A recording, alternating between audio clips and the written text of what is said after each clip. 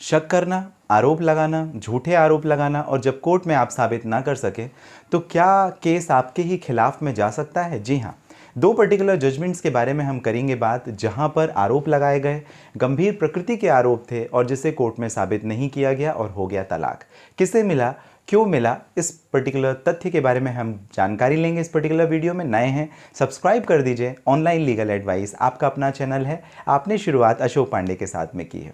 चलिए अपने वीडियो को शुरू करते हैं और बात करते हैं जहां पर दो पर्टिकुलर जजमेंट में मैं आपको बताऊंगा जहां पर आरोप लगाए जाते हैं, गंभीर प्रकृति के आरोप लगाए जाते हैं और कोर्ट में यदि इस प्रकार के गंभीर आरोपों को साबित ना किया जा सके तो क्या ये हमारे खिलाफ में ही आएगा और हमको ही जो भी हमारी पिटीशन थी कोर्ट रिजेक्ट करके ऑपोजिट पार्टी को रिलीफ दे देगी? जी हाँ, ऐसा हो सकता है।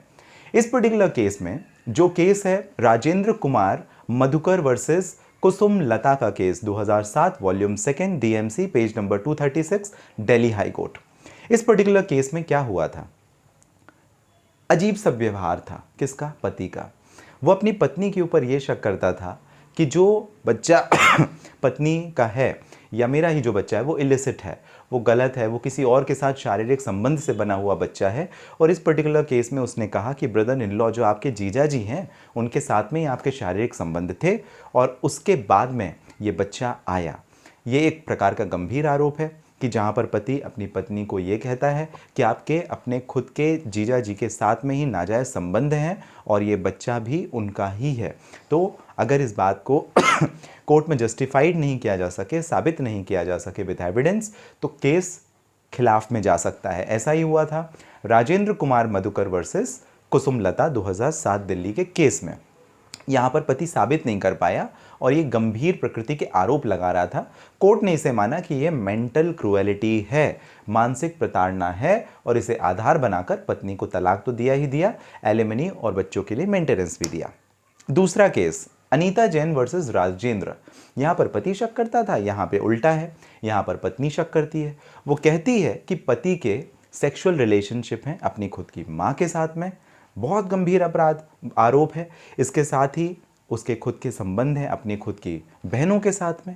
तो एक गंभीर प्रकृति के आरोप हैं और आरोप लगाना इसका परिणाम ये होगा कि जो अपोजिट पार्टी है जिसके खिलाफ में आप इस तरह के आरोप लगा रहे हैं उसके लिए मानसिक प्रताड़ना है। और जब कभी भी ये मानसिक प्रताड़ना बनेगी तो एज ऑब्वियस जो भी पक्षकार है उसे कोर्ट से जजमेंट या डिक्री मिलेगा। Anita Jain versus Rajendra 2000 Rajasthan page number 56 का केस।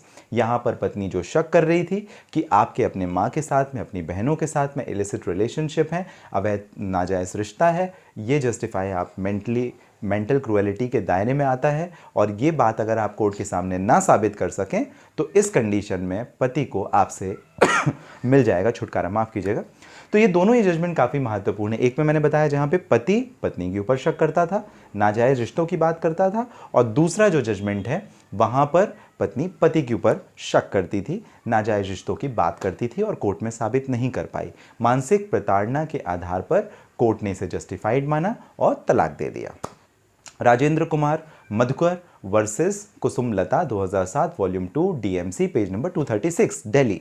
और दूसरा जो जजमेंट था जहां पर पत्नी शक करती थी वो है Anita Jain versus Rajendra 2010 Rajasthan high court page number 56। आपको अगर जानकारी पसंद आती है तो क्या करना है?